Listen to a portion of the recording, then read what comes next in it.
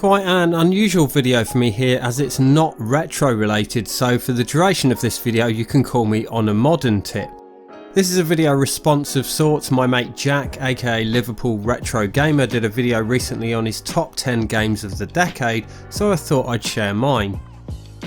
I'll link his original video below if you want to go check it out, but don't fear retro gaming fans, there are a good few modern games for retro consoles on the list. This was pretty tough coming up with just 10, my brain struggles with the concept of favourites in general, so I'll be listing them in no particular order. It was hard enough picking them, I can't be dealing with ranking them too. Firstly, let's quickly have a look at some honourable mentions, the also-rans as it were. These were all games that I've thoroughly enjoyed over the last 10 years but for one reason or another didn't quite make it into the top 10. Bear in mind with all the games on the list, I don't really play games online, so all of these are either great fun in local multiplayer or have an exceptional single player story mode.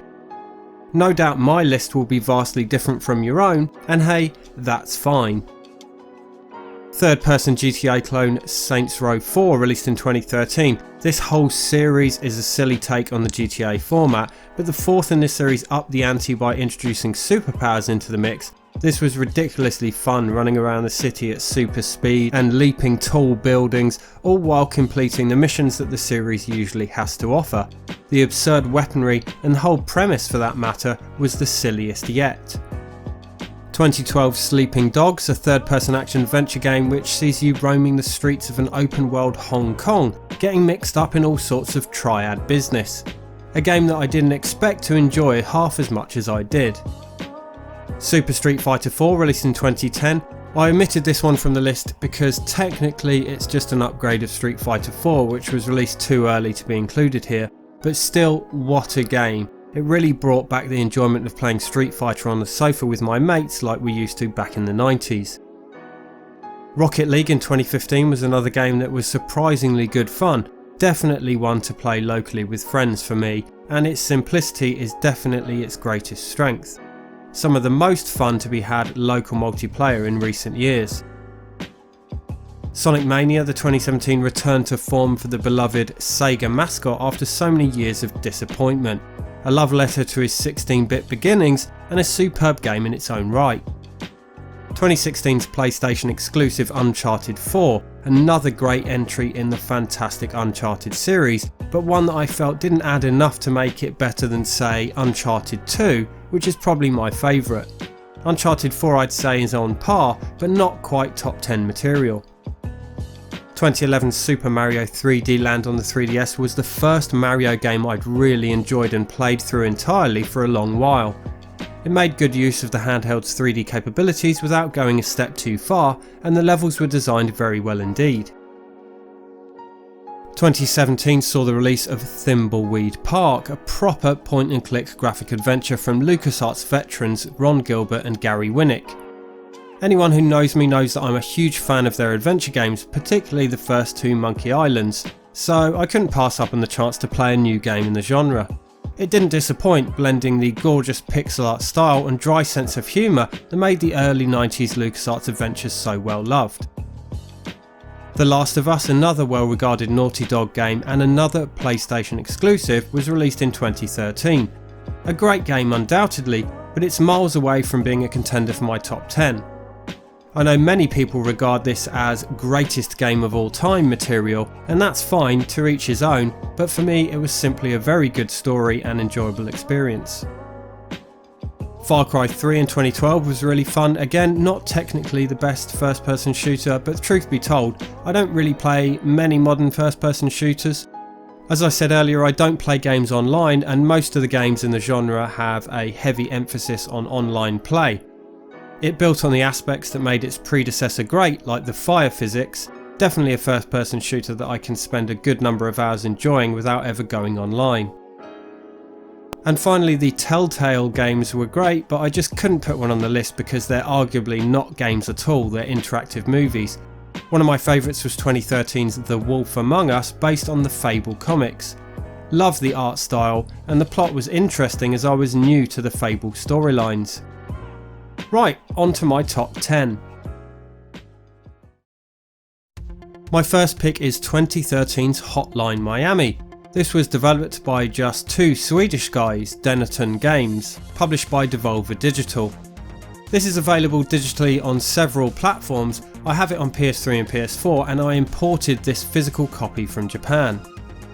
Everything about Hotline Miami is awesome. It's retro inspired graphics and gameplay, the difficulty and the music. Oh, the music, it's so good that I bought the soundtrack on vinyl. The soundtrack is all synthwave, and although I was a fan of the genre already, this game really sucked me into that type of music. In Hotline Miami you take on missions which are relatively short, or at least they should be. You will die a lot in this game. It's one hit and you're a goner. Sometimes I'll die 20 times in about a minute. It's brutal, but the difficulty is just right. It keeps you coming back again and again after dying without being at all frustrating. If you die, you feel like it's 100% your own fault. Rush the building and kill everyone in sight as fast as you can. Points are awarded for speed, kill combos and overall style. There are loads of satisfying weapons to use, and the main character always wears a mask. As the game progresses, you'll obtain new masks that give you unique abilities, like the ability to kill with doors, your fists, an extra hit before dying, and so on. The challenging aspect of the game and the many deaths that you'll inevitably suffer make it all that more satisfying when you complete a level and subsequently the game. The story is mesmerisingly cryptic. You don't even understand why you're killing all these people, but you do it regardless. It's so gory, with rooms left splattered in blood and headless bodies in your wake, but the gorgeous pixel art manages to keep it from seeming offensive. As the name suggests, the whole thing has an 80s Miami vibe to it, from the characters to the colour palette and obviously the soundtrack. The presentation is second to none.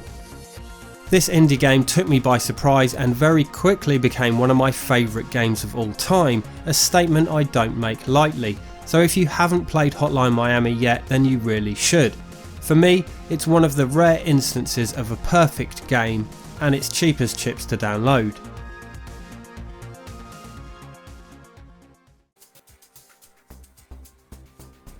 Next up is Blur, a racing game from 2010. This was the last driving game that Bizarre Creations developed before going under. They made Metropolis Street Racer and the Project Gotham Racing series. I'm a huge fan of arcade style racers, and Blur was certainly an arcade racer. The twist that made Blur unique was it combined real world cars with Mario Kart like power ups. You can boost, attack and defend.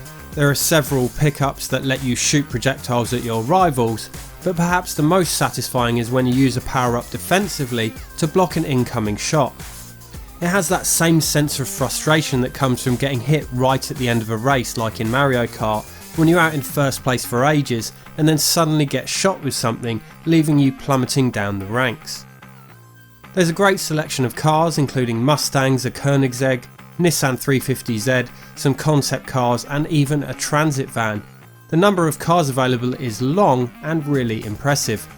They handle so differently too, so I spent quite a while finding a few that suited my style.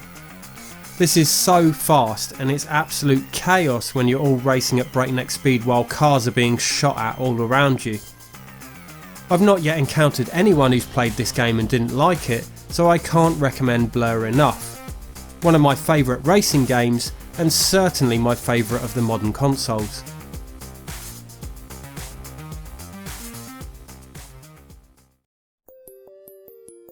Now for, as promised, a modern game on a retro console, 2018's Tanglewood for the Mega Drive from Big Evil Corp.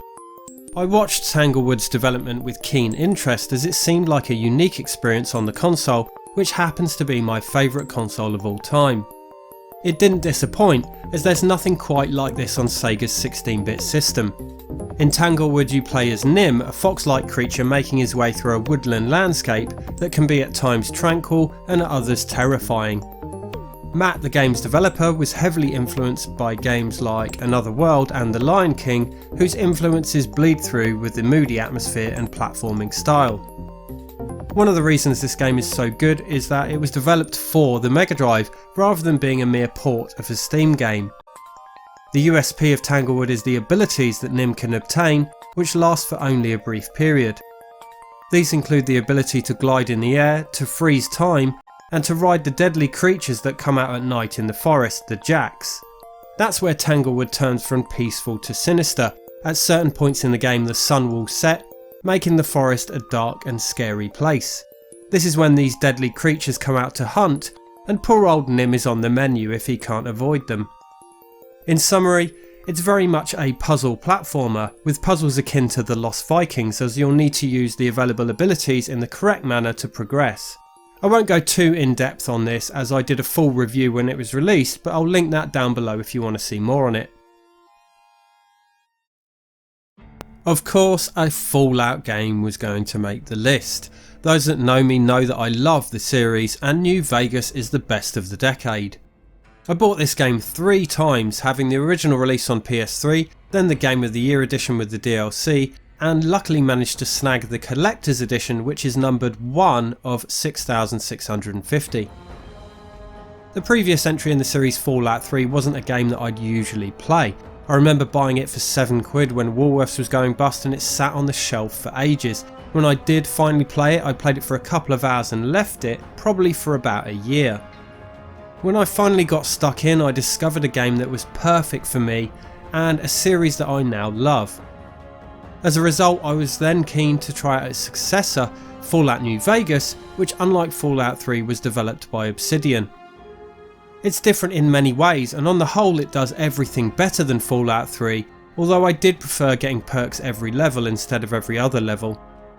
The storytelling and writing I'd say is far better in New Vegas though, with some really obscure lines of dialogue tied into your chosen stats and multiple ways to approach a quest. For those that haven't played the series, it's a post-apocalyptic RPG played in first or third person. This can easily swallow up 100 to 200 hours of your time, so it's not for those with very little spare time. But my god, this is immersive. Every time I play it I choose different stats and invent a little fictional personality for my character, so each time I play through it I do it differently than before. There are also several branching paths for the main storyline and therefore multiple endings. But the beauty of this game for me isn't the main quest line, it's in the little things, the characters that you meet in the middle of nowhere in the Mojave Desert, the random little quests you could miss even if you play it 10 times, the unspoken stories told with discarded objects or letters. It's a huge world in which there are things to be discovered around every corner. The music is atmospheric and there's a radio that you can turn on while you roam around, which has stations with all sorts of oldies on it, including some excellent old country songs. Play this for a while and you'll find yourself singing, "And he's here to do some business with a big iron on his hip, big iron on his hip." This is a single player experience through and through, and a lone immersive game is exactly what I want for these modern consoles. The sense of isolation is what makes Fallout Fallout. One point I will make is that I do very much love Fallout 3 as well, and many of the criticisms people make when comparing the two games are unfounded. 3 did have many of the things that made New Vegas great, like multiple ways to attack a task for example, it's just New Vegas did it better. And I owe so much to Fallout 3, for without that chance spur of the moment purchase, I might not have discovered my love for these games in the first place. The Fallout games cost peanuts now, so if you've got 100 or so hours to kill, check this out. Mario Kart 8 Deluxe on the Switch, which is a 2017 remake of 2014's Mario Kart 8 on the Wii U. I never owned a Wii U, so my first proper taste of this game was with this version. I loved Mario Kart 7 on the 3DS, but 8 is just the perfect Mario Kart game. It retains the fun local multiplayer aspect that has made this series so appealing since its inception back on the Super Nintendo, but everything has been perfected. There are a great selection of characters and tracks, and the single player mode still provides a significant challenge even for the most experienced player. The graphics are just a sight to behold, so colourful and vibrant without seeming too modern, if that makes sense. It still has that signature Nintendo look about it. Perfectly suited to the Switch and an absolute blast whether you're playing it solo or with a group of friends.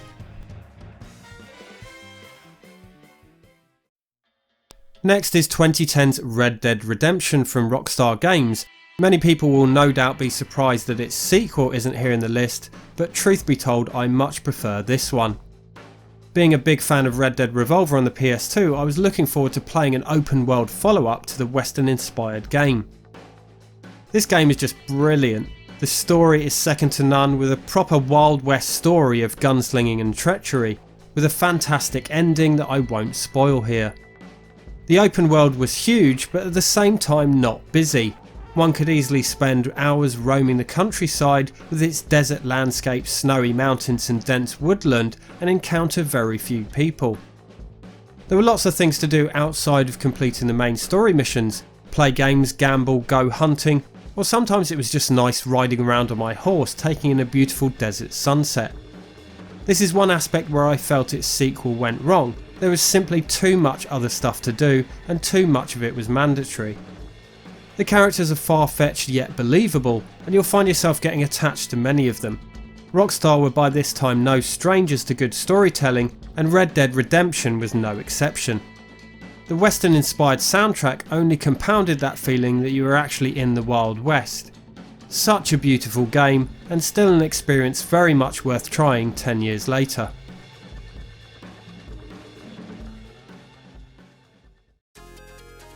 Next is another Mega Drive release, Xeno Crisis from Bitmap Bureau, released in 2019. It's ridiculous how good this is on the Mega Drive, so good in fact that it's arguably one of the best games the console has ever seen.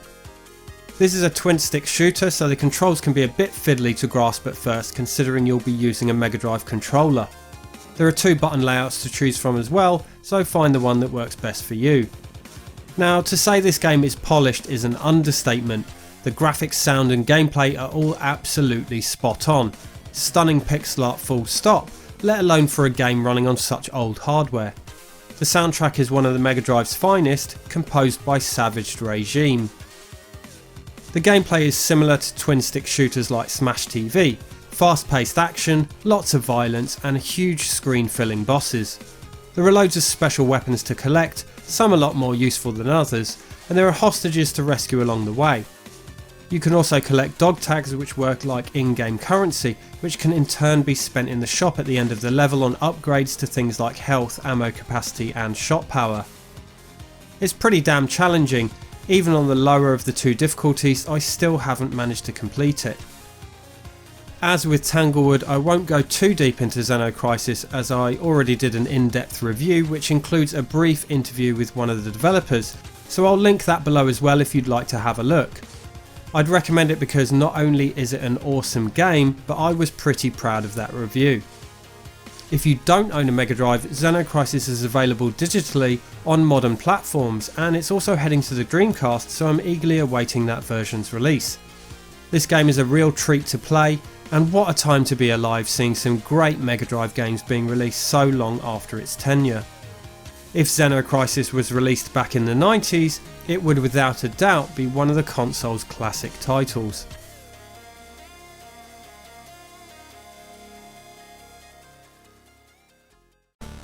Next is a game that seems retro but isn't, Shovel Knight, a 2014 release from Yacht Club Games, which has since headed to pretty much every modern platform going. I first saw this at a Retro Games Expo. They had a modern indie games section and Shovel Knight was one of the games on show. I had a little play on it and its NES-like visual style and gameplay instantly caught my attention. The soundtrack from Jake Kaufman is exceptional, much like the art style it's very 8-bit too, and is another one that I just love so much I had to buy the record. It fits with the game perfectly, but is enjoyable on its own as well. This is a very challenging platform game, but not one of those platformers with cheap deaths and that sense of frustration that comes with dying 5 times in a row from missing a seemingly impossible jump. This is fiendishly hard, but rewards perseverance. Shovel Knight takes inspiration from the classic platformers of the 8-bit era, stunning pixel graphics, a world map in the same vein as Mario Bros 3, and a ton of hidden areas and loot to find. If you hadn't already guessed from the title, you're a knight and you're armed with a shovel. This is multi-purpose as you can use it to hit enemies, dig up treasure and also bounce on like a pogo stick to reach higher platforms. This is an homage to the 8-bit era of platform games, but manages to surpass all of them. If you're a fan of those games, this is a no-brainer, but honestly, even if you aren't, it's worth a look. Sure, I was a big fan of Mario 3 and DuckTales as a kid, but I wouldn't say I'm a die-hard NES platformer fan. Yet Shovel Knight has become one of my favourite games in recent years.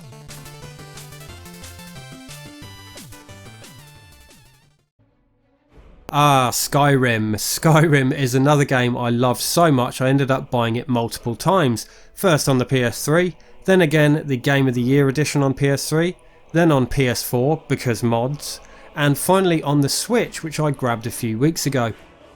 As with New Vegas, I never would have played this had it not been for Fallout 3. Skyrim is also an open world Bethesda RPG, so when it came out I just had to give it a chance. I wouldn't usually play fantasy role-playing games until this, but man, I do love this game. The story sees you take on the role of the Dragonborn, one who can slay dragons and utilise the language of the dragons to produce devastating magical shouts. The game world is absolutely huge, with literally hundreds of locations to discover and explore, and there are a never-ending number of quests outside of the main storyline. You can easily drop a couple of hundred hours on this and barely touch the main plot. Levelling up in Skyrim is quite different to the Fallout games where you earn XP, instead levelling up your skills the more you do them. Want to get good at destruction magic, then perform destruction spells.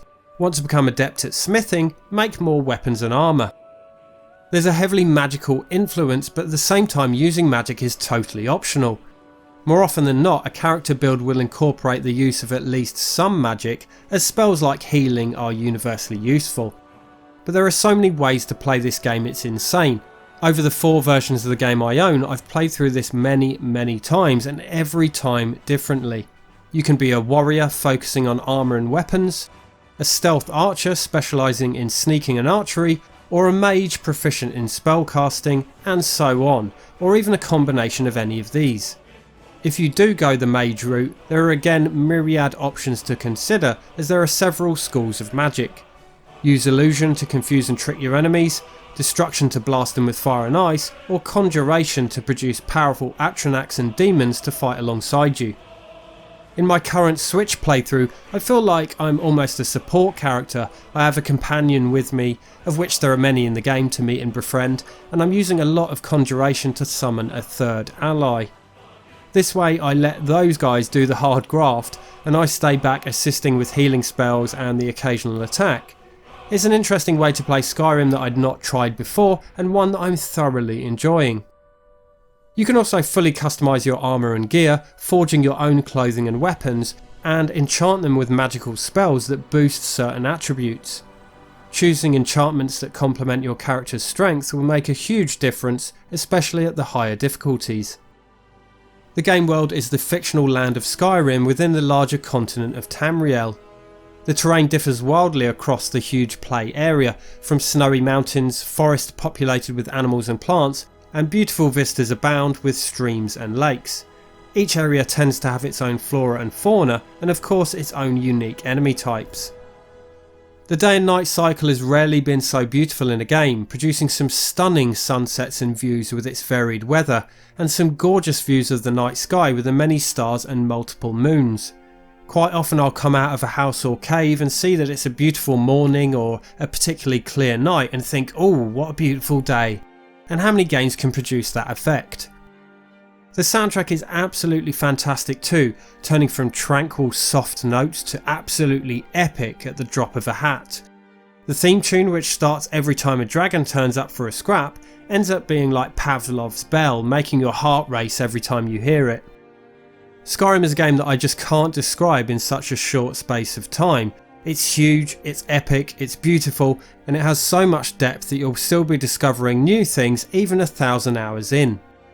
And you can kill dragons and absorb their souls, for God's sake. Sure, it has its flaws, but to me it's absolutely perfect.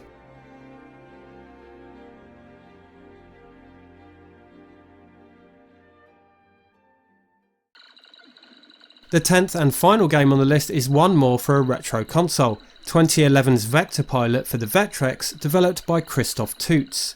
Yes, a modern game for a console released in 1982 is on the list, and deservedly so. This is a Vectrex port of the Konami arcade game Time Pilot, also from 1982, which is one of my all-time favourite arcade games.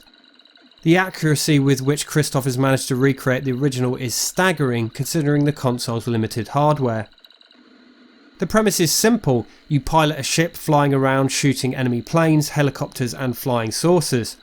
After each level you warp through time, arriving in a different time period in the future with different enemy aircraft. The aim of the game here is to score points, which are awarded for shooting enemies. Bonus points are awarded for shooting all the aircraft in a squadron and for collecting allies periodically parachuting down the screen. Once you've shot a certain number of enemy aircraft, the level's boss will appear. There are 5 levels in all, after which the game loops. It's a faithful recreation of Konami's arcade original, right down to the sound effects, and I've really enjoyed being able to play this at home as I don't have the original cab. Funnily enough, I don't usually like the early arcade games where the aim is to go for a high score, but this is brilliant fun and a game that I keep going back to again and again trying to beat my high score. There have been some really good Vectrex homebrew games in recent years, Vector Republic's Sheriff clone Frontier for example, but I felt that Vector Pilot deserved the crown. In fact, in my opinion it's the best game on the Vectrex full stop.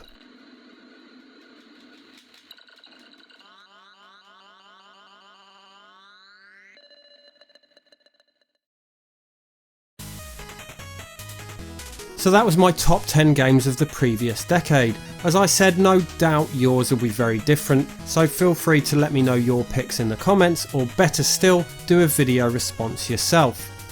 And have I persuaded you to check out any of these games that you might not have played? Don't forget to check out the Liverpool Retro Gamer link down below, and thanks for watching.